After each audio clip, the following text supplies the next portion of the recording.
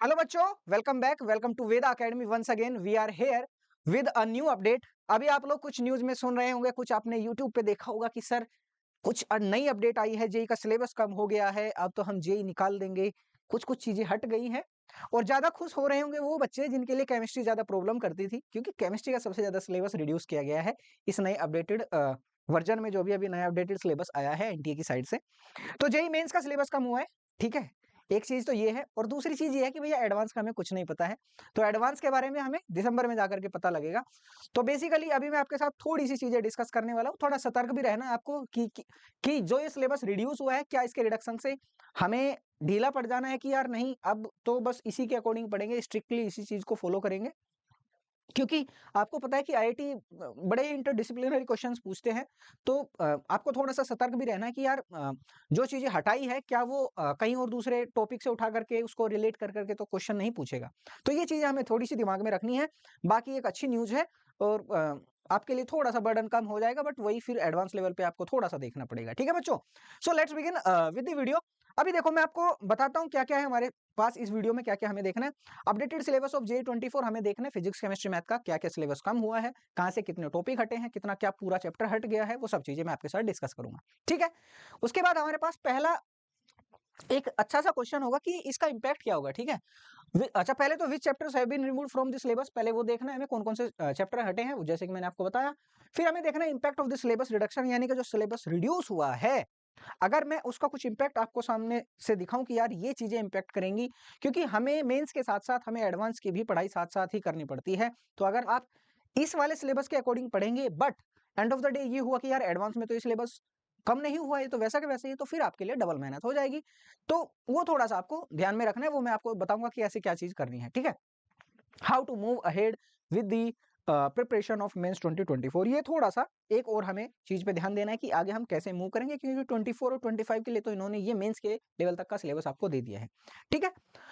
तो थोड़ा सा पहले सिलेबस पे ध्यान देते हैं, पहले मैथ की बात करते हैं। अब देखो, ये चैप्टर ना थोड़े ऊपर नीचे होंगे, क्योंकि मैंने जैसे हम स्टार्ट करते हैं सेट, फिर हमारे पास फंक्शन रिलेशन, ट्रिग्नोमेट्री फंक्शंस, तो वहां से हटा करके मैंने इनको ऐसे ही रैंडमली सेट किया है। और फिर देखते हैं कि हमारे पास पहले सीक्वेंस सीरीज की बात करूं तो सम ऑफ स्पेशल सीरीज, जो एसएन वाला होता था हमारे पास, कि हम एक स्पेशल सीरीज होती थी अप टू एन टर्म्स वाली, तो उसका जो हम सम निकालते थे वो हट गया है। और हमारे पास अर्थमेटिक और ज्योमेट्रिक प्रोग्रेशन जो होता था वो भी हट गया। ठीक है। ये रिमूव कंटेंट है, और ये हमारे पास चैप्टर है कहां कहां से क्या हटा है। फिर दूसरा एक और हमारे पास नेक्स्ट चैप्टर है matrices and determinants, elementary transformation, या फिर मैं कहूं एलिमेंट्री रो ऑपरेशंस जो होते थे जिसमें हम इनवर्स निकालना सीखते हैं, वो भी हटा दिया गया है। ठीक है। फिर लिमिट, कंटिन्यूटी एंड डिफरेंशियबिलिटी में क्या हटाया भैया, तो कुछ में एक तो रोल्स थ्योरम और Lagrange mean value theorem, tangents and normals. वैसे मीन वैल्यू थ्योरम एक अच्छा कॉन्सेप्ट था, बट आई डोंट नो कि क्यों हटाया, क्योंकि उस पे अच्छे अच्छे खासे और आई थिंक इजी क्वेश्चंस भी बन जाते हैं, बट पता नहीं इन्होंने क्यों हटाया, बट ये रिमूव हो गया है अभी मेंस तक के लिए। इंटीग्रल कैलकुलस में जिसमें हमारे पास एप्लीकेशन ऑफ इंटीग्रेशन भी आता है, फिर हमारे पास इंटीग्रेशन पूरा एज ए होल चैप्टर वो भी आता है, तो उसमें से इन्होंने ज्यादा कुछ रिड्यूस नहीं किया। Integral as a sum of limits, sorry, integral as a limit of sums, इसको हटाया है। ठीक है। तो यहाँ पे इसका कुछ ज्यादा महत्व था भी नहीं। ठीक है। क्योंकि इसकी एक डेफिनेशन ही है। ठीक है। Integral as a limit of sum, तो ये थोड़ा सा मतलब ज्यादा कुछ इंपैक्ट डालेगा नहीं। ठीक है। पूरा का पूरा इंटीग्रेशन ऐसा का ऐसा ही है आपके पास। डिफरेंशियल इक्वेशन में फॉर्मेशन ऑफ डिफरेंशियल इक्वेशंस इन्होंने हटा दिया है। ठीक है। फिर बात करें हम वेक्टर अलजेब्रा की, तो scalar and vector triple product, जो डब्बे में बंद करके ट्रिपल प्रोडक्ट हम निकालते थे, वो इन्होंने हटाया। ठीक है। फिर स्ट्रेट लाइंस के ऊपर अगर हम बात करें, family of lines, equation of angle bisector, ये हटाया इन्होंने। 3D ज्योमेट्री में जो डिफरेंट टाइप ऑफ प्लेन्स होते थे, यानी कि अलग अलग इक्वेशंस होती थी प्लेन्स की, वो हटाई है। ठीक है। Equations of lines in different form, the intersection of a line and a plane और कोप्लेनर लाइंस, ये सब इन्होंने हटाया है 3D ज्योमेट्री में से। ठीक है बच्चे, अगर मैं 3D की बात करूं तो स्पेशली। फिर नेक्स्ट है हमारे पास क्या, प्रिंसिपल ऑफ मैथमेटिकल इंडक्शन, पूरा का पूरा चैप्टर इरेज कर दिया है भैया, हटा ही दिया है, एलिमिनेट कर दिया है। ठीक है। Principle of mathematical induction full chapter remove हो चुका है। ओके। नेक्स्ट है हमारे पास मैथमेटिकल रीजनिंग। देखो, ये दो चैप्टर ऐसे हैं जिनका कोई ज्यादा महत्व नहीं है, क्योंकि प्रिंसिपल ऑफ मैथमेटिकल इंडक्शन यार प्रूफ बेस्ड क्वेश्चंस होते हैं, तो इनको वैसे भी वो पूछते नहीं थे। मैथमेटिकल रीजनिंग का क्वेश्चन आता था, मैंने कभी कभी देखा है, एक दो क्वेश्चन फंस जाता है, बाकी वो क्वेश्चन भी उतना टफ नहीं होता अगर आपको थोड़ा सा भी आइडिया होता है। ठीक है। स्टेटमेंट बेस्ड क्वेश्चंस आते हैं। ठीक है। तो ये भी इन्होंने पूरा का पूरा चैप्टर हटा दिया। अब फिर वही बात कि एडवांस में क्या होगा वो हम अलग से देखेंगे। जब एडवांस का सिलेबस आएगा, क्योंकि अभी अभी हमारे पास कोई इन्फॉर्मेशन नहीं है एज सच। नेक्स्ट हमारे पास ट्रिग्नोमेट्री। अब देखो ट्रिग्नोमेट्री में क्या है, trigonometric equations and height and distance वाला जो पोर्शन था वो हटा दिया है इन्होंने, जो अपडेटेड सिलेबस है। ट्रिग्नोमेट्रिक इक्वेशंस में आपको सॉल्यूशन करना आता था कि इस इक्वेशन को जैसे sin x plus cos x, मैं सिंपल सी इक्वेशन लिखो sin x plus cos x equal to अगर 1 है तो x की वैल्यू फाइंड आउट करो, ये क्या है, कौन सी वैल्यू से सेटिस्फाई होगा।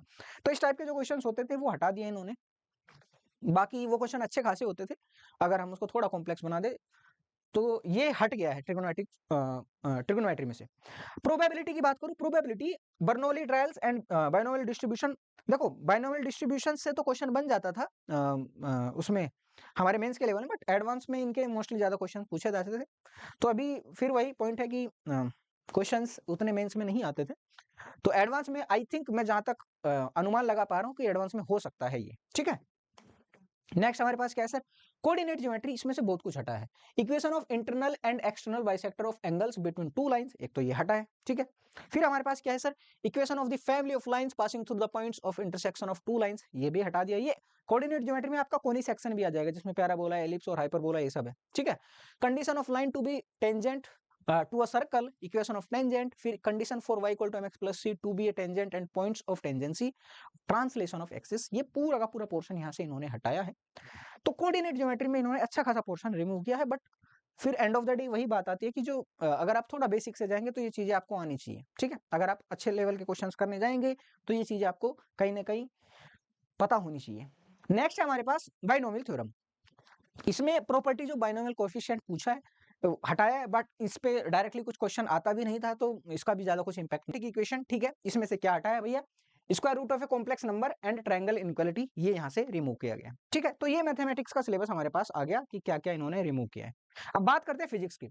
फिजिक्स में चैप्टर नेम करंट, इसमें से इन्होंने potentiometer principle and its application, इसमें जो एक्सपेरिमेंट बेस्ड क्वेश्चंस भी होते थे वो भी नहीं आएंगे, तो आप चैप्टर वाइज देख सकते हैं। फिर atoms and nuclei, radioactivity, alpha beta particles, rays and their properties, radioactivity, decay लो, ये भी इन्होंने हटा दिया है, ठीक है। इलेक्ट्रॉनिक डिवाइसेस, अच्छा जो फिजिक्स के जो ये चैप्टर इन्होंने हटाए हैं इनका इतना महत्व नहीं था, क्योंकि मेंस में इनसे वैसे भी इतना क्वेश्चंस नहीं पूछा जाता था। बट फिर वही अगर एडवांस की बात करूं, कुछ नहीं पता है एडवांस में, अगर इनका उतना क्वेश्चन अगर नहीं आता है तो फिर उनका कोई महत्व नहीं है, ठीक है। मोस्टली जितने भी चैप्टर्स इन्होंने हटाए हैं ना, अगर मैं फिजिक्स और केमिस्ट्री की बात करूं स्पेसिफिकली, केमिस्ट्री में तो फिर भी एक दो चैप्टर ऐसा था कि जिसका बहुत अच्छा खासा रोल था, अच्छा खासा क्वेश्चन भी आता था, बट फिजिक्स में उतना कुछ ज्यादा महत्व नहीं है, ज्यादा रोल नहीं है, ठीक है बच्चों। Okay, electronic devices, transistor and experiment. Electronic devices तो कभी क्वेश्चन आया ही नहीं, कभी कभार कुछ आ गया, तो अदरवाइज इसका तो कुछ रहा ही नहीं था। फिर डॉपलर इफेक्ट इन्होंने हटा दिया, डॉपलर इफेक्ट ये कभी क्वेश्चन आता ही नहीं था, ठीक है। कम्युनिकेशन एंड सिस्टम वाला पूरा चैप्टर हटा दिया है। साउंड वेव वैल्यू में डॉपलर इफेक्ट जो होता है वो इन्होंने पूरा हटा दिया।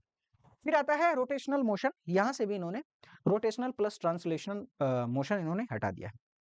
तो ये हमारे पास रिड्यूस सिलेबस था, मतलब बेसिकली जो चीजें हटाई गई है फिजिक्स की वो इन्होंने यहाँ पे ये वाले टॉपिक्स, ये वाले चैप्टर्स हैं और उनके ऐसे स्पेसिफिक टॉपिक्स इन्होंने हटाए हैं। जो पूरा चैप्टर जो रिड्यूस हुआ है वो है हमारे पास ये वाला कम्युनिकेशन सिस्टम। कम्युनिकेशन सिस्टम से मेंस लेवल पे कभी क्वेश्चन नहीं आया, तो एडवांस लेवल पे भी उतना क्वेश्चन नहीं पूछा जाए, ठीक है। जो मेन टॉपिक है, जो मेन चैप्टर्स हैं वो अभी भी है, ठीक है। फिर केमिस्ट्री की बात करते हैं, एंड ऑफ द डे हम केमिस्ट्री पे आते हैं। जैसे कि मैंने आपको बताया कि अगर सबसे ज्यादा सिलेबस किसी सब्जेक्ट का रिमूव है तो वो हमारे पास केमिस्ट्री है, ठीक है। केमिस्ट्री में एनवायरमेंटल केमिस्ट्री पूरा चैप्टर है भैया, केमिस्ट्री इन एवरीडे लाइफ पूरा चैप्टर गया, ठीक है। फुल चैप्टर, फुल चैप्टर, ठीक है।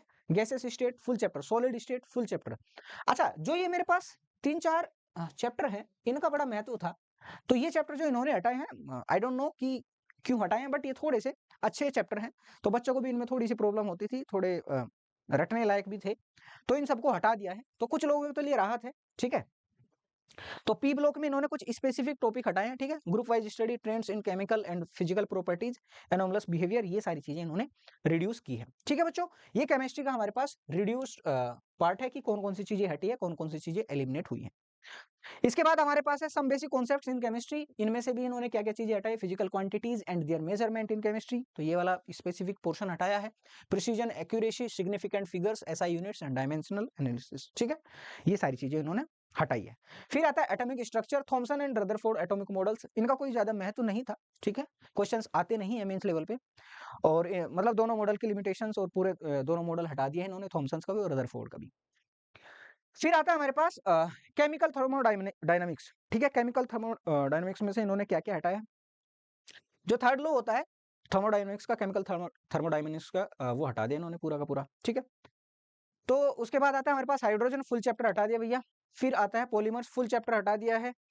और मेटलर्जी, ये भी पूरा का पूरा चैप्टर इन्होंने रिमूव कर दिया है। ठीक है बच्चों, तो सबसे ज्यादा अगर सिलेबस किसी सब्जेक्ट का रिमूव हुआ है, किसी अगर मैं स्पेसिफिक बात करूं सिलेबस की, तो केमिस्ट्री वालों की मौज है भैया। जिसको केमिस्ट्री थोड़ी सी लगती थी कि हाँ यार गड़बड़ है मामला, चीजें उतनी अच्छे से समझ नहीं आती है, तो उनके लिए अच्छा है। ठीक है, तो केमिस्ट्री का तो इन्होंने बढ़िया ढंग से मजे कर दिए हैं बच्चों की भैया, सही है।